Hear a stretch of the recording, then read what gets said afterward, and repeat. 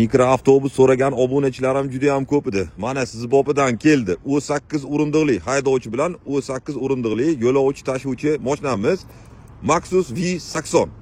Dubaydan yaqinda kelgan dizel 2 turbinali dizel motor bilan jihozlangan 507 metr uzunlikdagi bu mashinamiz o'rtacha 8-10 litr dizel solarka yoqilg'i xarajat qiladi.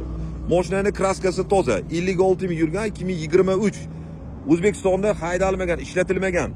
To'rtta balonlari hisobda yangi. Oldi qismi tortadi. Oldi vidushiyni mikroavtobus haydaydiganlar biladi. Bu juda ham ser xaridor hisoblanadi. Yo'lni uzun tutish tomonidan va yoqilg'i xarajati oldi vidushiy hisobiga ancha oz bo'ladi. Yo'llarga qarang, 507 metr uzunlikda. Buni haydash uchun albatta sizda D kategoriya bo'lish kerak. Avtobus haydash uchun mana orqalarga qarang, orqa ikkita eshikli Zayak motor. Bu Xitoy kompaniyasi Maxus V80 varianti. Qarang, orqa eshiklari hamma yoq toza, orqa qismlari. Mikroavtobus ichlarini qarang, polniy konditsioner bilan jihozlangan, yon tomonlari zavodga qoraytirilgan, balonlar tomonlari hech qayerda bir nuqson ko'rmayapman. Jotki holatda mashinamiz. Hozir ichini ham ko'raylik. Narxi ham unaqa juda qimmat emas, azizlar. Yo'lovchi tashish bilan shug'ullanadiganlar, gostinitsa, turizm, biznes deysizmi, qo'shma korxonalar, shu kishilar uchun menimcha zo'r tanlov. Ko'ryapsiz, multimedial rul mana bu skochlargacha turibdi. Dubayda haydalgan buni, mana ham o'ziniki ekan.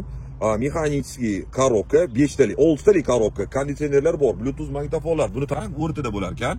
Yuqorida mana koziroklar, mana bu yerda konditsioner boshqaruv tizimi, patologini qarang, polni 8 ta mana konditsioner deflektorlargacha bor ekan. Airbaglar bilan jihozlangan. Mana bu kapitanskiy o'rindiqlar, podlokotniklari bor. 12 volt. Mana bu yerga podstakanniklar. Gap yo'q lekin.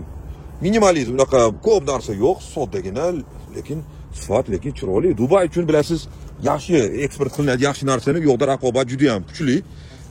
Rossiya va Dubay uchun asosan chiqarar ekan buni. Faralari yarki, mana bu yerda LED holatda yonar ekan. Kapotlari. Xo'p, mana bu yerda bugun cho'pida tegizilgan joyi bor ekan. Hisobda kraskasi toza.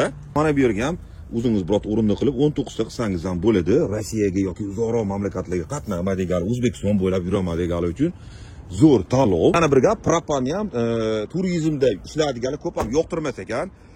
Chet ellik mehmonlar metanda, propanda navbatda turish xohlamas ekan va propanni hidi bo'lmasligi kerak ekan.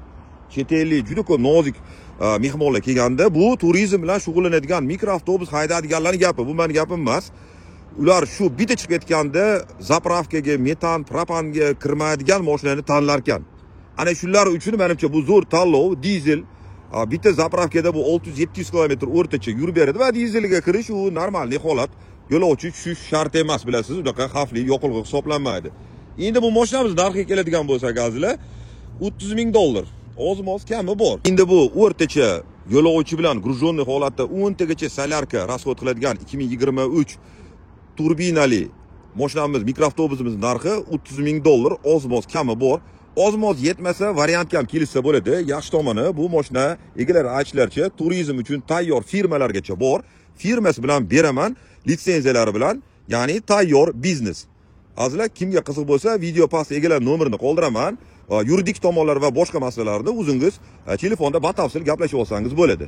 Azizlar, nima deysizlar bu mashina haqida fikr mulohazani kommentarda qoldiring.